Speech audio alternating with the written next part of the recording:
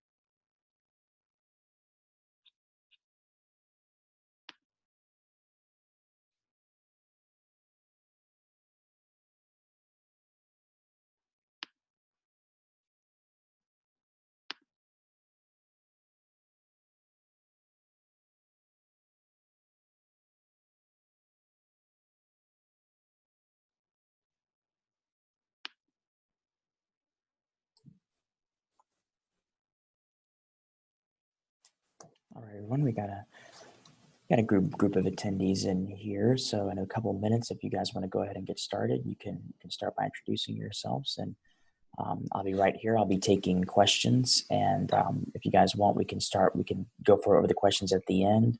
If I get something immediate, I can always come on and tell you guys. Okay.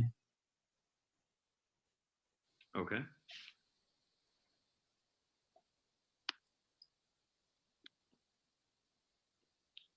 All right. I guess I'll go ahead and go first for the intro. My name is Caleb Payne. I'm an attorney. I do first party property. So I typically represent homeowners and business owners and suing insurance companies pursuant to their property policies. I've been doing that for about 7 years now. Good morning. I'm John O'Donnell. I'm with Insurance Consultants of Central Florida, and we're an independent insurance agency. We represent small and mid-sized businesses and commercial policies, property, general liability, as well as employee benefits policies. I've been in the business for 17 years, and I've owned my own agency for now over 10. Hey all, my name is Nicole Payne, and I'm also an attorney who represents homeowners and business owners in their disputes with their insurance companies. And hopefully that today, after this webinar, we can answer all your questions and provide you with some insight as far as the coronavirus and getting the most out of your business insurance policy.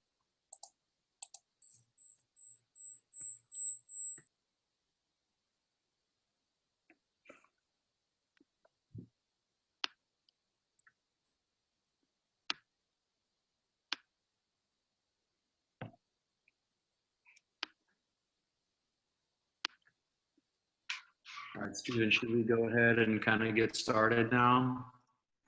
Absolutely. This is a perfect time. And then any questions, the attendees, any questions you guys have, you can post right there in the chat, or you can send it in the Q&A, and I'll grab those and keep a log of all those, and we'll make sure we get to them. Okay. Perfect. All right. Well, thank you all for being here with us today. I know that these are kind of crazy times. You probably have a lot of questions, and hopefully things will get back to normal here soon eventually. In the meantime, we thought we would just put this together and help you out and let you know what your options may be as far as your insurance coverage, how to figure it out, and where to go from here. So to begin,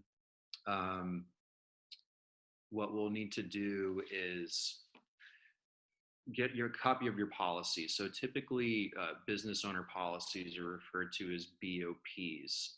And most of the times these policies do have some sort of business interruption coverage. You may also have an umbrella policy. And if you do, that's typically covered by a separate carrier. So you'll want to file claims under both policies, the business policy as well as the umbrella policy. Now, you want to make sure that you do have an actual copy of it, either electronic or physical, and that it's not just the declarations page. A lot of times I've seen people come to me with what they thought was the policy. It was actually just the declarations page. I have a copy of a business policy here As you can see, it's pretty thick. This one is about 130 pages. So first things first, you want to make sure you do get an actual copy of your full policy. You want to also make sure that it's a copy of the current policy. A lot of times these policies auto renew. So you may have a copy of a previous year. You want to make sure that you have the current policy. A lot of times during the auto renewals, there can be changes, endorsements can be added, things like that. You want to make sure that you have the current policy. So there's a few different ways that you can get it. If you have the 1-800 number for your insurance company, or just simply going online, looking at their website, a lot of times they'll have links or buttons to say, click here to file a claim. There'll be an email address listed. If none of that works or you're still unsure, sometimes the policy, there could be several different names or several different email addresses. You can always check with your insurance agent and get more accurate information about who to get in touch with. I'm sure John can explain a little bit more about that as well.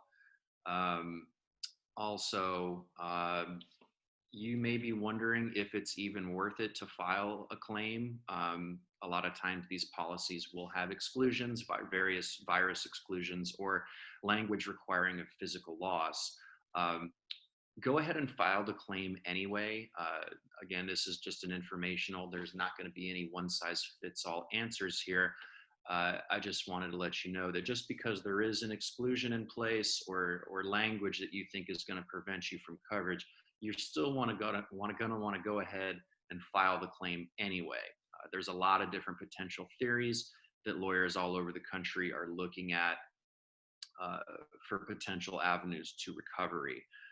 For instance, in a few different states, Ohio, New Jersey, and Louisiana, there has already been legislation proposed forcing carriers to cover business interruption claims associated with the COVID-19. So you're going to want to go ahead and file a claim, even if you don't think there's going to be coverage, just in case an avenue of coverage does appear. Now, we will answer questions towards the end. Nicole is going to talk a little bit about how to file a claim. Thank you, Caleb. That was good information. So now I'm going to help you guys with information on how to file a claim and make sure that you are presenting a solid case to really optimize your chances of any sort of pre-suit recovery from your insurance company and coverage.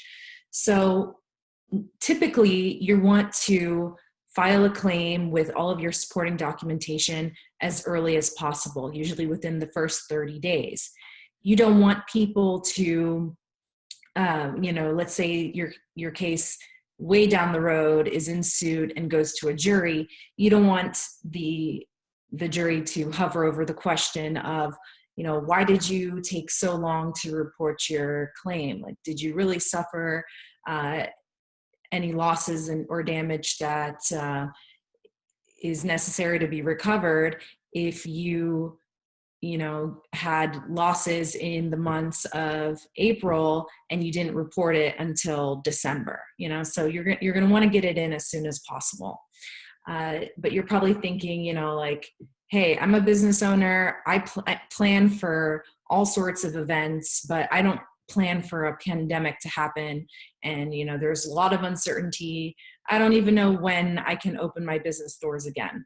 So, how are you going to best submit documentation that supports your claim if you don't even know how long you're going to be closed for, so you can't really calculate your loss as well.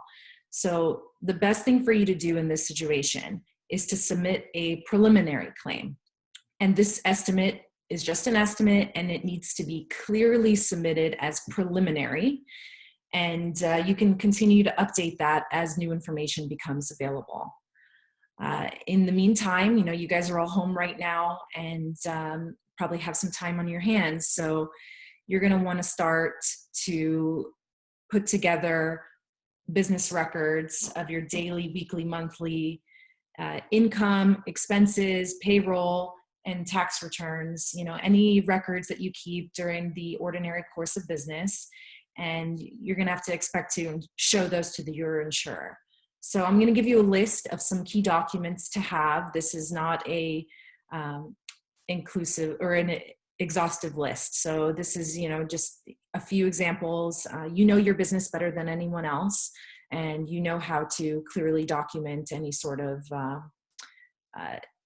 you know how to document your case best for the insurance carrier to see your losses. So these are just some examples. So you should give a financial statement such as your monthly profit and loss statements. Those are really good to submit.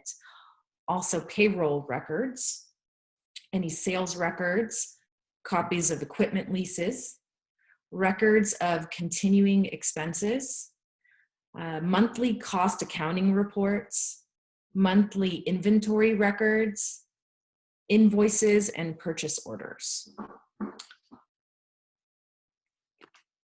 All right, so how do you actually submit the claim? You could do this online. You can do this via email. The best way I would suggest to do it is to just go onto your carrier's website and start clicking the buttons that prompts you to file a claim. And you're going to have to also upload documents as they become available, email them to the adjuster that's assigned to your claim. And when you do have your claim initiated, it's very important that you stay in communication with the insurance company. So, get the information of your adjuster that's assigned to your claim, get their fax number, get their email address, and get their mailing address and their phone number, their extension, and everything. You're going to want to build a positive and helpful relationship with the insurance company so that they will better understand your immediate concerns and, let them know about your need for cash flow or other demands that you face. And very important, you need to make sure that you track all your communications with them.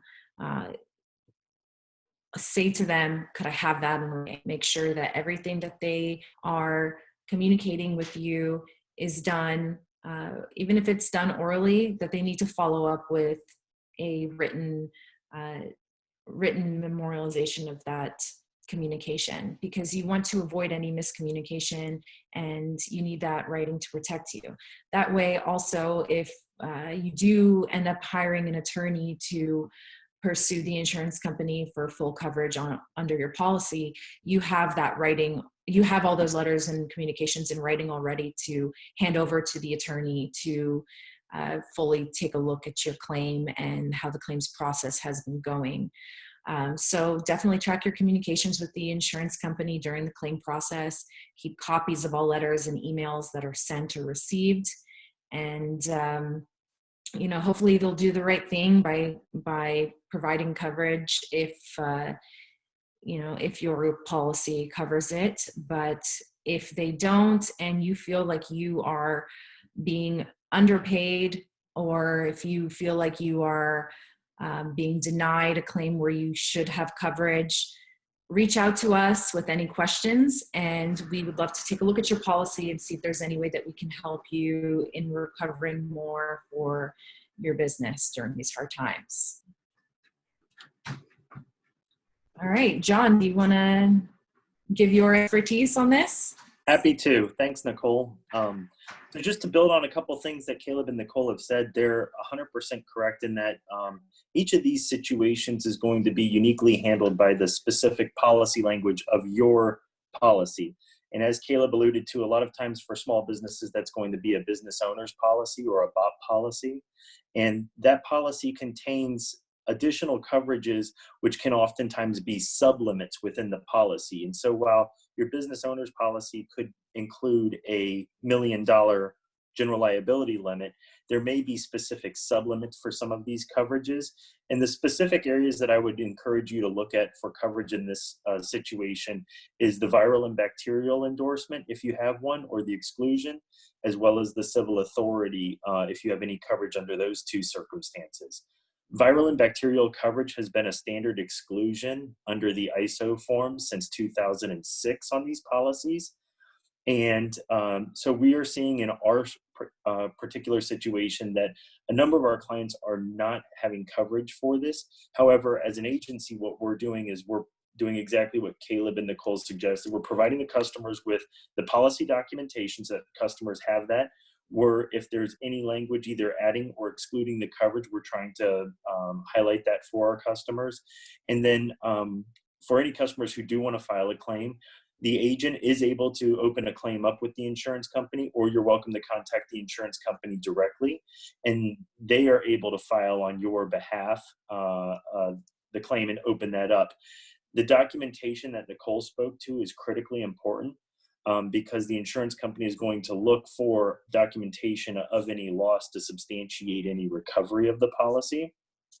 And another comment that I would just add to elaborate on one of the items Caleb mentioned is a lot of these BOP policies do quote unquote auto renew. However, if you ever look at your certificate of insurance or at the actual policy, there is a finite expiration on the policy that's typically 12 months out. And oftentimes, even though the auto renew feature is set, there can be, as Caleb alluded to, changes in endorsements and coverages on years over years. You should be notified of those in writing. However, I know that sometimes that can get lost in the paper shuffle of processing the renewal. So just to echo a couple things that have been said here, the coverage is going to follow the specific policy unless, of course, there's going to be legislation or other coverage that is added after the fact. And the only way to know for certain would be to thoroughly review your policy and to potentially have Caleb or Nicole review it alongside you. Do file a claim if you feel that one is warranted, because the only way to open up that process and to have an adjuster assigned to the case to review it with you is to have an open claim active. And if you do have any questions, or if you need help navigating your policies, an attorney or your insurance advisor should be able to assist you with that. And so if you're able to reach out to Nicole or Caleb and have them review it, my office is also available to, if you have an existing policy and you need to review documentation or help to navigate where those endorsements and those specific sublimits can be found, we'd be happy to do that as well. And, life goes on, there's still pipe bursts, roof leaks, and, all sorts of water losses going on right now. So if anything really were to physically happen to your place of business or your home, reach out to us, because this is still something that we can help you with. And, hopefully the insurance company will do the right thing, but oftentimes they don't. So our knowledge and our assistance is available to you at any time, no matter what the loss is and, under what insurance policy you are trying to recover from.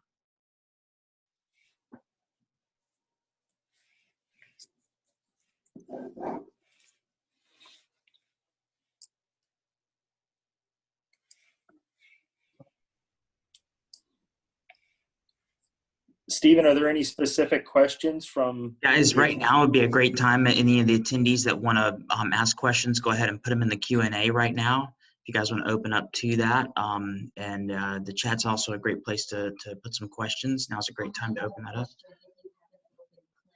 Yep, we have a question right now.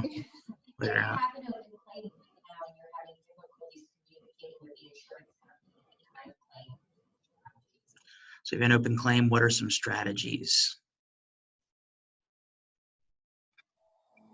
From an open claim standpoint, the best thing you can do is documentation, because to demonstrate a loss, you're going to need to show either proof of the loss, if to the extent that you even have a test that shows that there was the virus present in your physical office location, or if you can demonstrate the financial loss of the claim. That's going to be critically important to be able to prove your case to the insurance company with or without any litigation. Okay, we got one more. We got another follow-up question. Give me 2 seconds.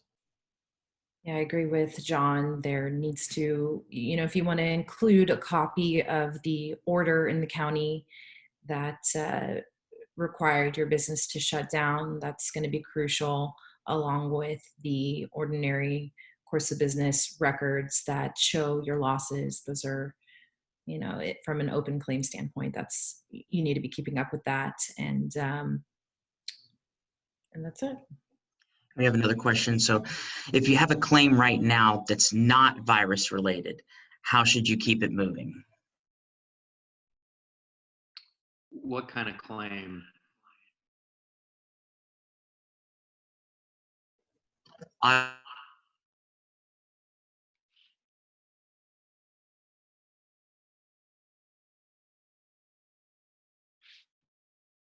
Any kind of claim, like an auto claim, what should you do to keep it moving? Okay.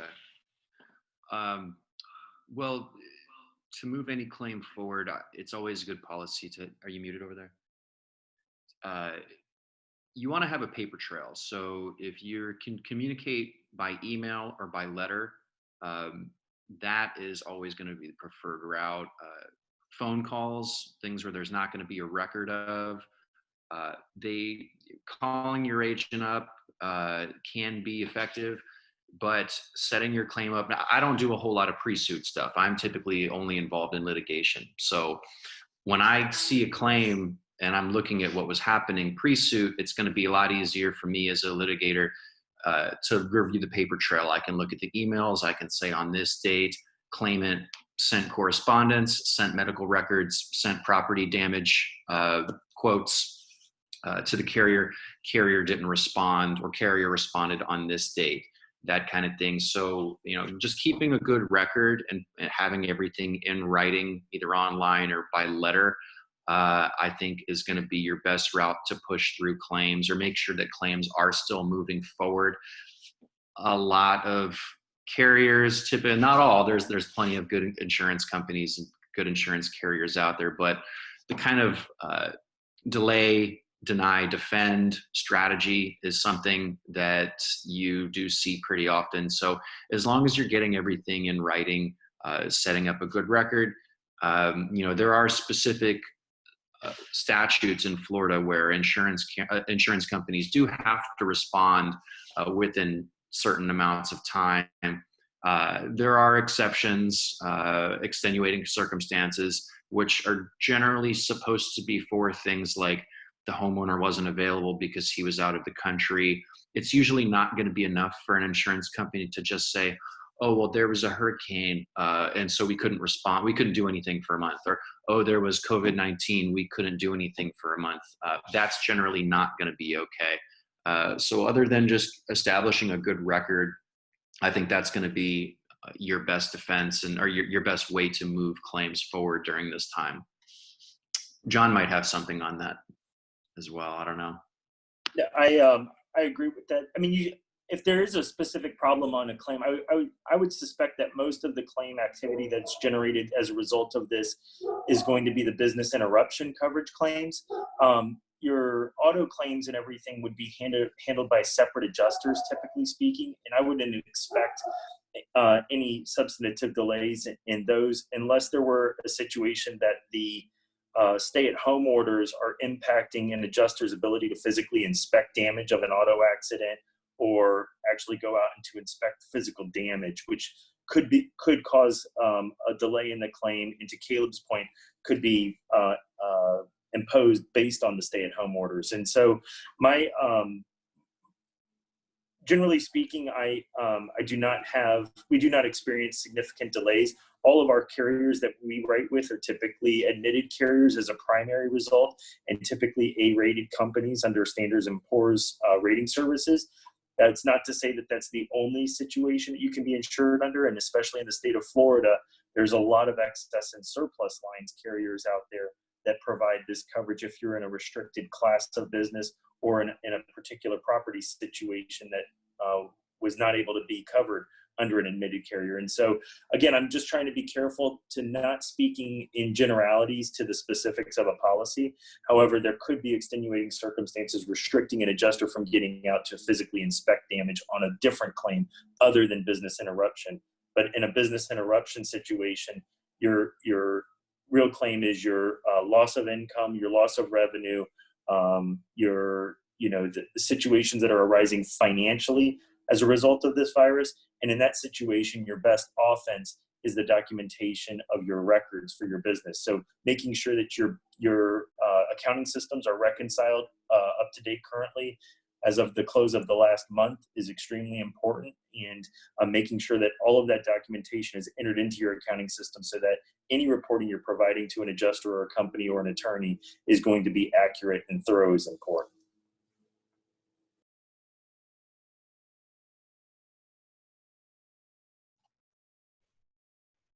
Fantastic.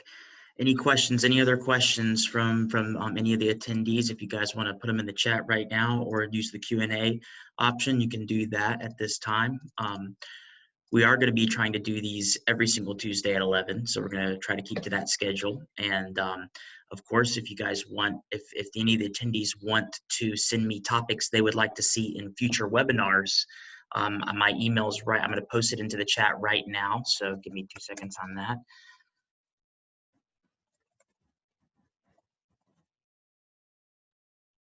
And we're keeping these super open to where if you have a question, if you have a curiosity, if you have an insight, if you have anything that you'd like for us to start to dive into, we want to know about it and we want to plan around it. So please, feel free to reach out to me. I'm Stephen Carroll, and my email is right there, scarroll@theorlandolawgroup.com. And we'll be doing these every single Tuesday at 11 o'clock. So if you guys want to tune in for the next one, please do. You can reach out to me at any time to get that webinar link. All right. Guys, anything you want to conclude with? Anything you want to conclude with? I mean, if you guys have questions during the claims process, filing the claim, I will type my email in the chat so that you guys can reach out to me and hopefully I can answer your questions. That's it. Good luck, everyone. Just want to say thank you, John, for being here. And can you mute that? Stephen, Jennifer, everybody, thanks for setting this up, and we hope we answered everybody's questions. Happy to do it. Thank you all. I appreciate joining this. And again, I'll follow Nicole's lead here and post my email in the chat. If anybody has questions, we're happy to contribute anything we can to assist. Excellent, guys. Well, stay safe out there.